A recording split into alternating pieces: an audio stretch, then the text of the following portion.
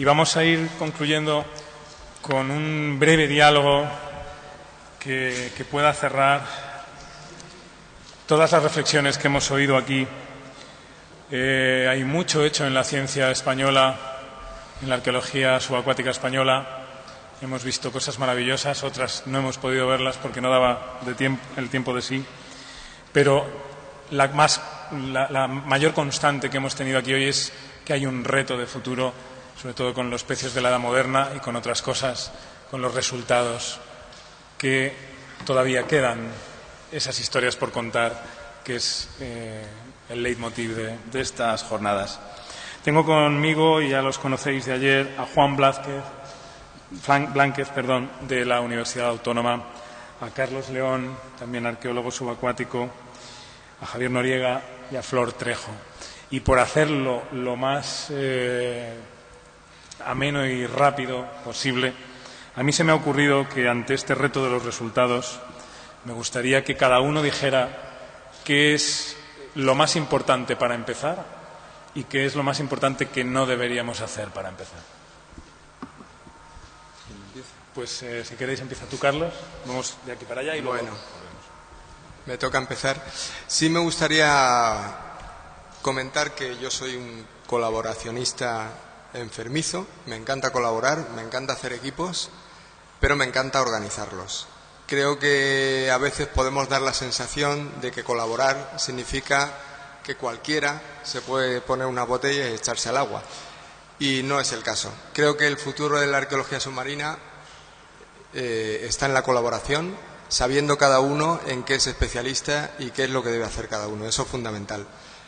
Y desde los primeros proyectos que yo coordiné, concretamente un barco romano en la isla de Ibiza, creo que fui de los primeros arqueólogos submarinos que decidió incorporar un equipo de ingenieros navales que eran buceadores y que gracias a esa colaboración, ingenieros navales de la Escuela Técnica Superior de Madrid y la nuestra, arqueólogos submarinos de entonces el Centro de Arqueología Submarina de Cartagena, conseguimos obtener unos resultados que seguramente yo solo no habría conseguido. Creo que la colaboración es fundamental, es imprescindible. Y el otro elemento que es fundamental es la tecnología. Pero también la tecnología tengo muchas... algunas lagunas con la tecnología. Recuerdo, y aquí hay algún arqueólogo submarino que trabajó conmigo, el tiempo que pasamos en el año 89 con la mejor tecnología submarina de entonces, sonar de barrido lateral, magnetómetro de protones, detectores de metales, de un equipo americano que acababa de localizar los restos del Challenger. Y estuvimos pues meses y meses y meses, casi prácticamente un año, buscando un galeón hundido en la bahía de Cádiz, y al final de ese proyecto, en el que no encontramos prácticamente nada, tuvimos que preguntar a unos pescadores dónde podíamos sacar algunos cañones de época para llevar al pabellón de la navegación, y así culminó el proyecto. Es decir, la tecnología es útil, pero hay que saber aplicarla, y a veces la tecnología que se utiliza para la geología o la localización de yacimientos petrolíferos, otros ámbitos, no nos sirve si no es adaptándola muy bien a la arqueología, y podemos perder mucho tiempo y mucho dinero. Creo que la tecnología es muy útil, pero tenemos que aplicarla muy bien. Yo me quedaría con esas dos cosas: colaboración organizada y tecnología bien aplicada. Bien. También seré breve para dar tiempo a la discusión, que lo veo más útil. Aquí se han hablado muchas cosas, ¿no? Se ha hablado del papel fundamental de la formación y, por tanto, el protagonismo de la universidad. Sí. Yo preguntaría, ¿formación para qué? Se ha hablado, y creo que es incuestionable, creo que sería la mayor unanimidad que tendría este Congreso Internacional, la necesidad de la colaboración interinstitucional. Yo me pregunto, sí, pero ¿para qué? Y luego, en efecto, hay que poner en valor el patrimonio subacuático. Sí, pero ¿para qué? Es decir, yo creo que es incuestionable que hay que colaborar universidades, centros científicos, ministerios y autonomías. Y, por supuesto, la Marina, naturalmente. Creo que estamos todos de acuerdo que hay que formar investigadores arqueólogos. Estamos todos de acuerdo. Y que hay que coordinarse. Yo creo que el principal problema que tenemos es que no tenemos claro el camino que hay que seguir. Es decir, Aquí falta un plan director, porque ¿de qué vale que la universidad cree licenciados y doctores si luego no está claro en qué líneas van a desarrollar sus actividades?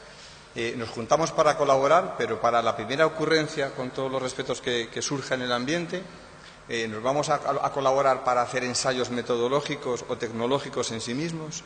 Yo creo que el problema que tenemos principalmente es como el de la arqueología en España, es un problema patrimonial que no tiene claro definidos las líneas de actuación. Y, por tanto, lo que hay es mucha voluntad en colaborar, mucha voluntad en coordinarse, mucha voluntad en hacer algo, mucha voluntad personal de individuos que bucean prácticamente gratis, que investigan prácticamente gratis o que ceden infraestructuras prácticamente gratis, pero lo que falta aquí es un plan director, un libro blanco. ¿Hacia dónde quiere ir este país, este ministerio, el ARCUA, las universidades, en torno a algo tan importante como es, y tan rico en el sentido cultural, como es el patrimonio cultural subacuático español? Muchísimas gracias. Juan, Javier. Bueno, pues yo, pensando, lo tengo también claro, voy un poco en el camino del profesor de la Autónoma y lo tengo además muy clarísimo. Es decir, para empezar, lo que hace falta es contestar a la pregunta que este lema tenía, historia sin contar. Es decir, tenemos que contar la historia de la época moderna en nuestro país. Y tenemos que contarla por y para qué de la siguiente manera. Está claro que hace falta una hoja de ruta. Esa hoja de ruta se pensó, creo, y creo que estuvo en mucha parte correcta, otra parte creo que se puede mejorar y sobre todo creo que debe de desarrollarse en el tiempo, que es el libro verde. Es decir, el libro verde planteaba unas cuestiones que creo que la primera para trabajar en ella pues es una hoja de ruta en la cual tiene que ser transparente. Además son términos que la sociedad española tiene muy en mente ahora mismo porque todos los reclaman en otros sectores. Yo creo que este sector también hace falta. Una hoja de ruta transparente en la cual precisamente lo que hemos dicho en esta mesa, que es la tendencia de Europa en el horizonte 2020, quede bien claro. Es decir, universidad, administración y empresa. Nunca lo he visto más claro y yo lo llevo diciendo muchos años. Es decir, una relación intrínseca en la cual esa hoja de ruta deje de claro planes, como antes decía Carlos de Nueva Mar, planes estratégicos que sean accesibles a la ciudadanía y que por parte de los responsables públicos, que son los tutelares del patrimonio cultural submarino, no podemos olvidarlo, dejen bien claro, pues nuestro objetivo es un vínculo con Latinoamérica o con Asia para estudiar las raíces culturales comunes, que son todos estos galeros que todavía no hemos excavado. Vamos a excavar un pez. Ya tenemos un para qué. ¿Para qué? Para explicar precisamente esa cultura, esa sociedad, esa economía que iban en barcos de todo el mundo y precisamente que son las raíces de España como nación, que lo ha dejado bien claro esta mañana el arqueólogo sueco, donde con las investigaciones del Cronan, del Vasa y del Marx dejaban bien claro el desarrollo y el nacimiento de una nación como la Suecia y un imperio. Y ahí va todo de la mano, es decir, esa formación, ese uso de la tecnología, que siempre tenemos que dejar bien claro que va de la mano del arqueólogo en las necesidades que tenga el arqueólogo, y en ese caso podemos empezar a tener resultados para contar estas historias.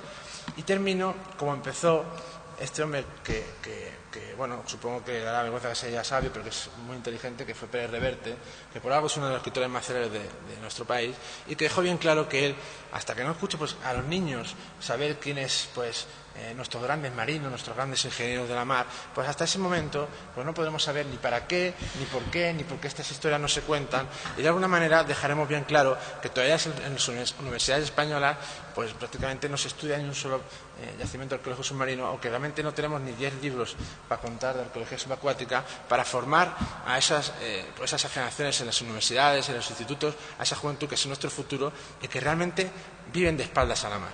Luego todo esto es una hoja de ruta y todo lo demás que viene relacionado con ello es claramente cooperación de las administraciones públicas, que también la sociedad lo está demandando claramente, y después estamos las personas que creo que en España con un programa bien definido, con una línea bien clara, lo hemos demostrado en la historia que somos capaces de hacer grandísimas cosas, porque España es una de las principales potencias creativas del mundo. Yo lo tengo muy claro y creo que ese es el testimonio para la cuestión subacuática. Muchas gracias. Muchas gracias, Javier. Flor. Bueno, yo el ejemplo que siempre uso para lo que sí debemos hacer es pensar en Cristóbal Colón. O sea, si Colón pudo, todos podemos, ¿no? Con nuestros deseos, con nuestras pasiones, y para eso hay que tener imaginación. Hay que tener mucha imaginación siempre, no solo en el aspecto de cómo se diseña una investigación, cómo queremos resolver una investigación. No siempre vamos a tener las respuestas de forma inmediata, tenemos que acudir a otras disciplinas porque al estudiar barcos no nos queda de otra. Al estudiar otras épocas tenemos que hacerlo así y eso requiere mucha imaginación, disciplina y ganas de hacerlo. Y lo que yo creo que no debemos hacer es creer que somos buenos, ¿no? En el momento que uno se confía que está haciendo las cosas bien, es cuando uno se estanca y cuando no hay progreso. Entonces, y se aplica mucho en el buceo. Cuando te confías, cuando estás buceando y crees que eres bueno y nada te va a pasar, es cuando suceden los accidentes. Y eso hay que aplicarlo al quehacer científico. O sea, no llegar a un punto donde nos vamos a sentir ya confortables con lo que hacemos, sino siempre estar generando una autocrítica. Por supuesto, una autocrítica sana, o sea, no se trata de flagelarse por siempre, pero estos foros son los que permiten ver qué hacemos bien, qué estamos ahí más o menos, qué nos falta y cómo lo han resuelto otros compañeros. Entonces, en ese sentido, siempre son positivas estas reuniones porque uno sale pensando todo lo que le falta hacer y por otro lado, pues también te das cuenta que cada país, cada institución va resolviendo sus problemas de manera distinta de acuerdo al contexto en el que está surgiendo la disciplina. Y no olvidemos que la arqueología subacuática es una disciplina joven y por lo tanto todavía hay muchas preguntas que resolver y pocas respuestas aún. Muchísimas gracias, Flor. A mí me gustaría ejercer un poco de abogado del diablo y retomar lo que tú dices. Tal vez sería bueno, y lo digo porque yo me dedico a eso, yo me dedico a intentar contar lo que hacéis. ¿Creéis que son buenos los arqueólogos contando lo que hacen a veces? Porque, bueno, yo me he encontrado de todo, pero sí me gustaría saber qué impresión tenéis vosotros sobre lo que llaman ahora el storytelling, la capacidad que tenéis para encandilar a un público que está claro que está deseando conocer esa historia. Pues mala, muy mal, pero nos pasa en tierra igual, ¿eh? ¿Cuál yacimiento arqueológico se conoce en España? Atapuerca. ¿Qué arqueólogo se conoce en España? Arzuaga. Y no es arqueólogo, es biólogo. Sí, yo creo que, en efecto, como ha dicho, hay que hacer autocrítica, no para flagelarnos, en efecto, sino por si queremos mejorar. Porque como no hagamos autocrítica, esto es como el país, ¿eh? Que vamos a repetir los mismos errores. Y yo creo que, insisto, como decía el otro día, la separación de mar y tierra es una separación del medio. La actividad es la misma, investigar para conocer el patrimonio. Y en España, a diferencia del mundo anglosajón, si existe un mundo anglosajón, existen unas universidades anglosajonas, incuestionable. Pues también habrá entonces unas universidades mediterráneas.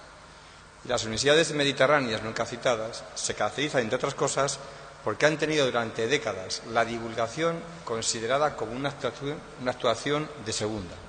De tal manera que desde una cátedra o desde un departamento, divulgar era una actividad que hacían los peores, los que no eran capaces de investigar.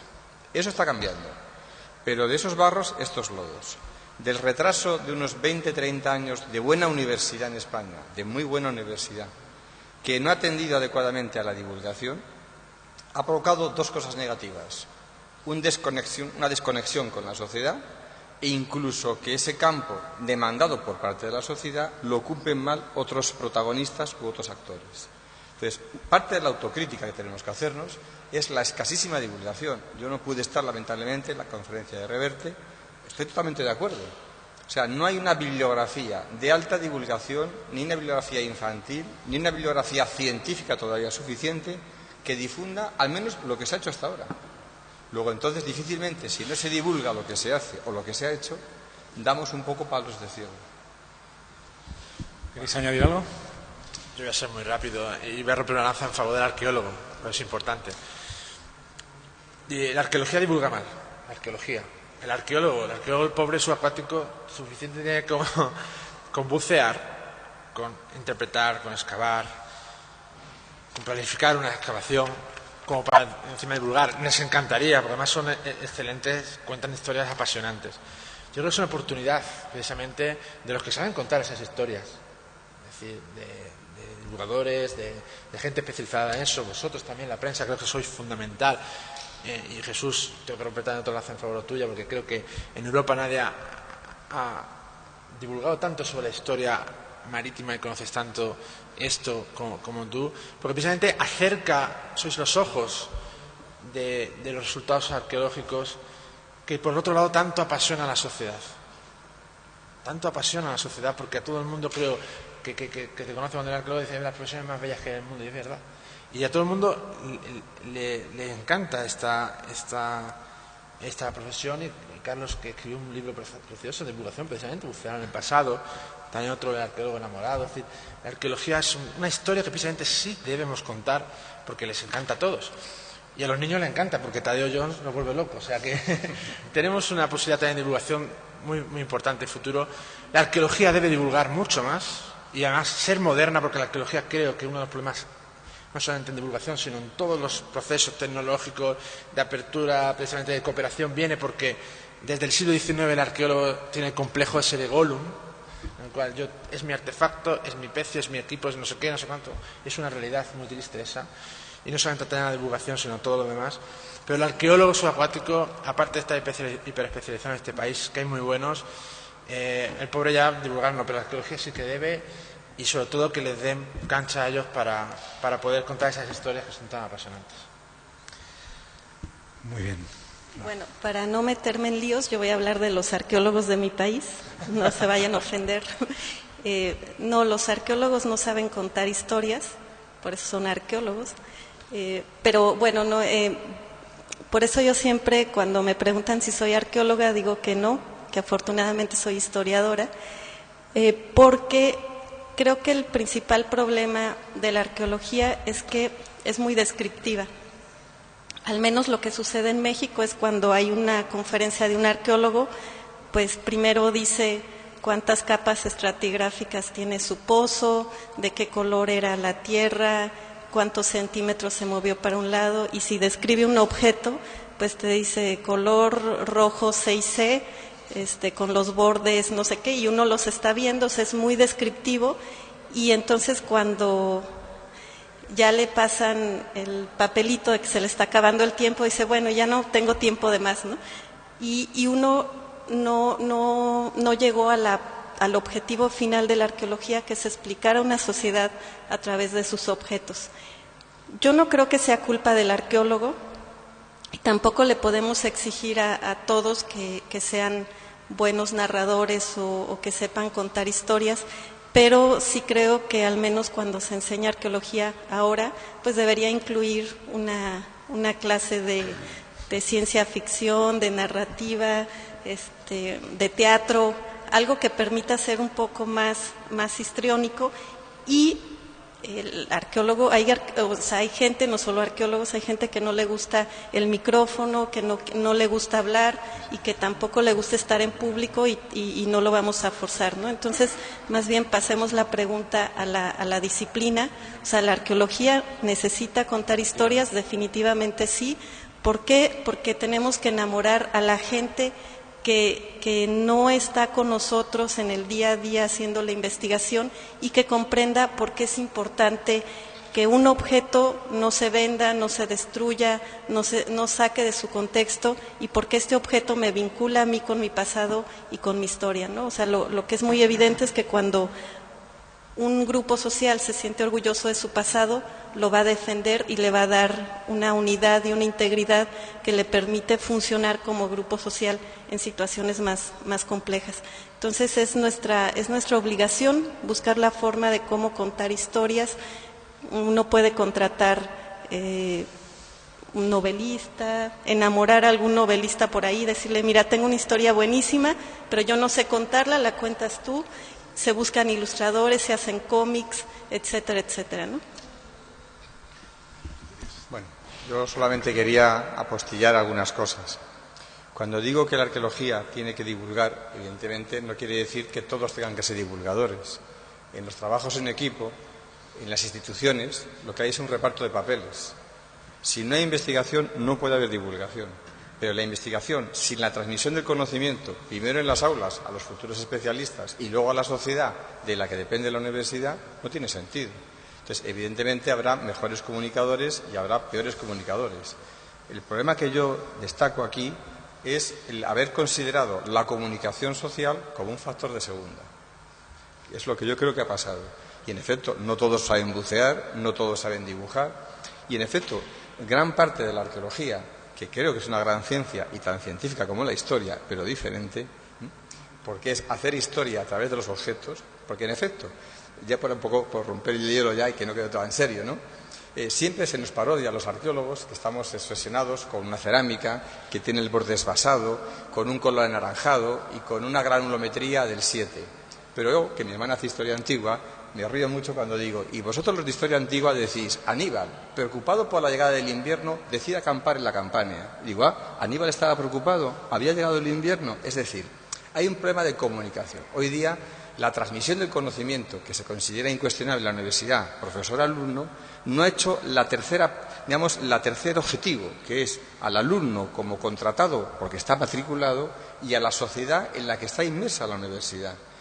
Yo hablo por la experiencia mía de la Universidad Española y yo me considero un profundo divulgador. No digo que sea un buen comunicador, digo un gran divulgador. Quiero en la divulgación y creo que la investigación en humanidades en España, teniendo el diamante en bruto, que es contar cosas de personas, ha desaprovechado la gran oportunidad que ahora está intentando recuperar, que es contarlas. Yo le decía a uno de ciencias que nos decían, ustedes no tienen patentes, digo no, y ustedes no tienen historias que contar.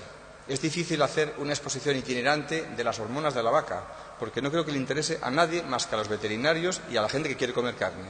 En cambio, la gente de humanidades, de historia, de arqueología, de arte, tiene como protagonista no las hormonas, no la vaca, sino las personas. Y, por tanto, tiene un valor añadido que es contar historias. Yo cuento muchas veces a mis alumnos cómo el lenguaje español, el castellano que se habla en España, está plagado, trufado de símiles marinos. Hay que tocar fondo, hay que bucear en el problema, hay que poner proa a tal dirección, no hay que arriar las velas.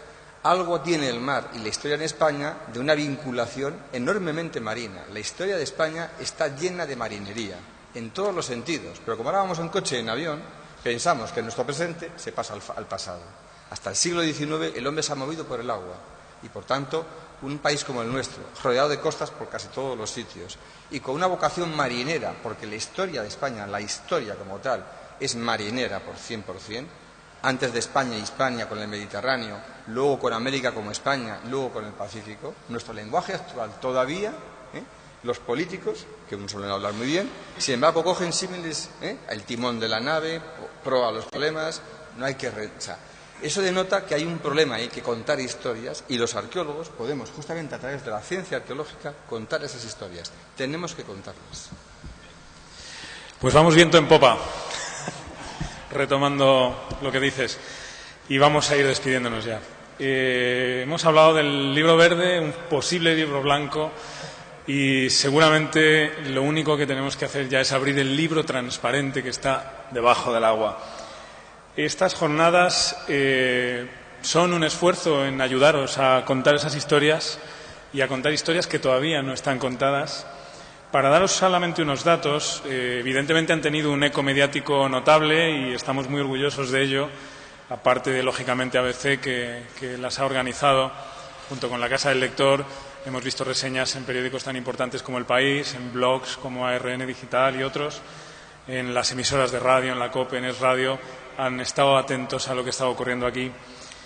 Pero también las hemos estado retransmitiendo por streaming, lo cual es una experiencia que a lo mejor para todos los que habéis estado participando pues puede resultar llamativa. ¿Cuánta gente puede haber estado mirando esto a través del blog Espejo de Navegantes? Hemos tenido en estos 2 días más de 5.000 usuarios únicos pendientes de este streaming, lo cual nos ha dicho, incluso procedente de América, de España, de otros lugares, de Inglaterra también han pinchado.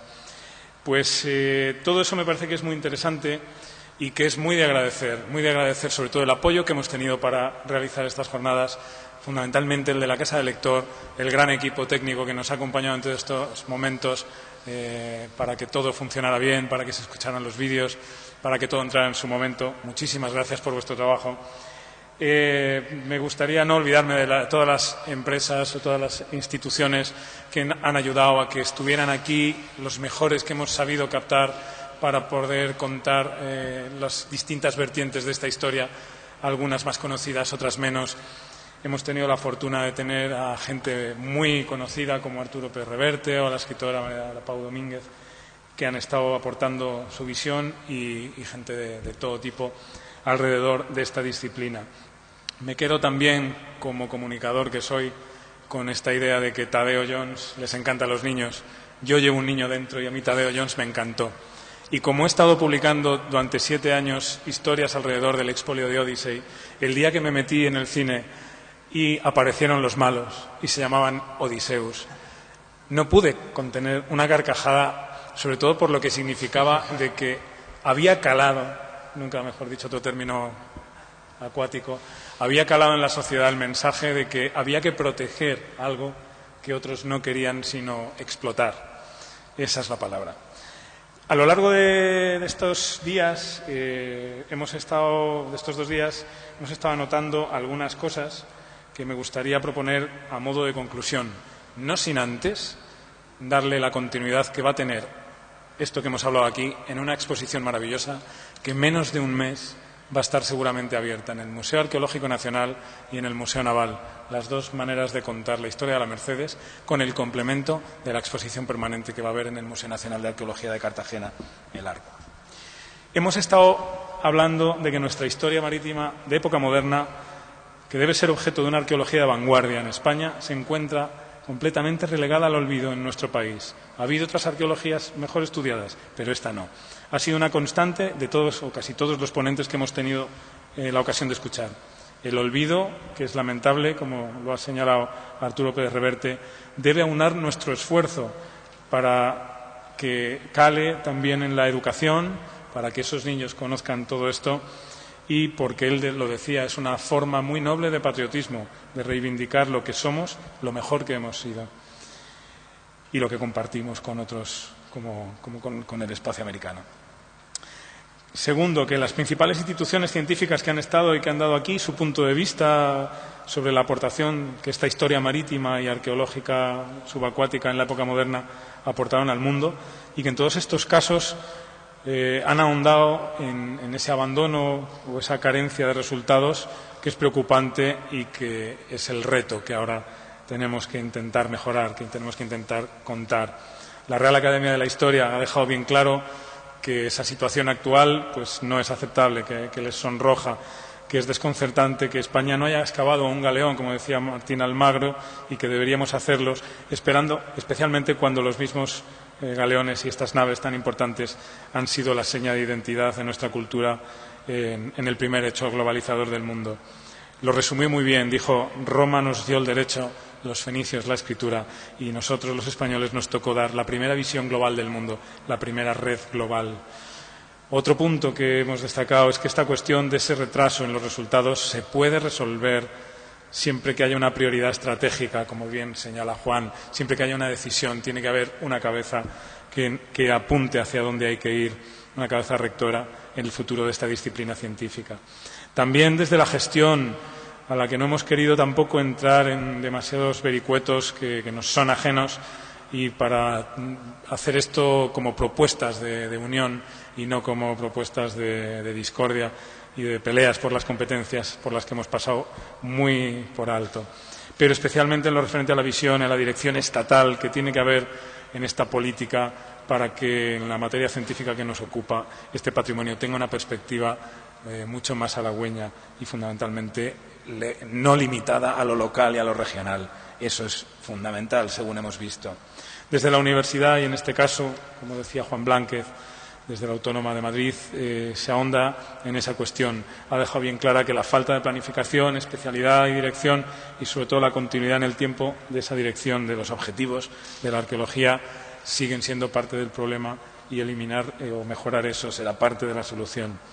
Hay otro hecho diferenciador que se ha dado en estas jornadas, que es la necesidad de trabajar con los elementos tecnológicos.